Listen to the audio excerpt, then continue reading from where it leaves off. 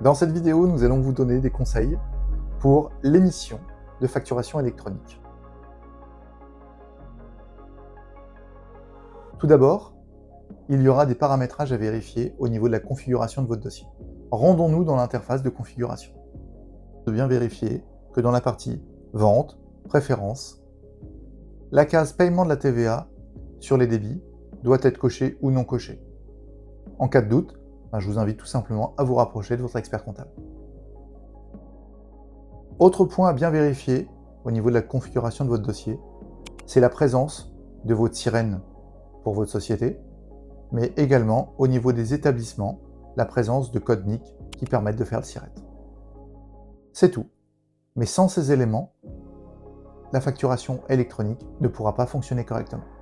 Revenons à la partie gestion commerciale pour le quotidien.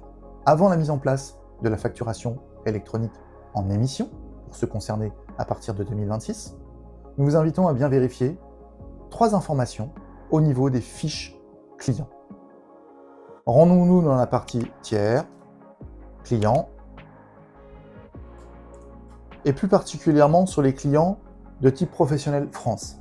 Les autres, les particuliers ou les professionnels hors France, ne sont pas forcément concernés, donc ne passez pas trop de temps dessus. Sur un client de type professionnel France, nous vous invitons à venir vérifier 3 types d'informations. Le premier, le numéro de SIRET ou de sirène. Le deuxième, le numéro de TVA.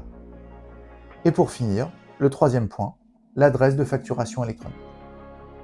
Ces 3 points sont indispensables pour l'émission d'une facture.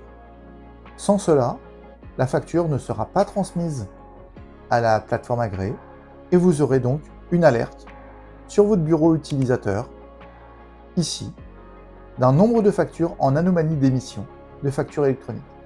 Soit vous cliquez dessus et vous aurez la liste, soit directement dans le menu Opérations diverses, suivi de la facturation électronique, vous retrouvez ces factures dans l'onglet Émission avec le détail.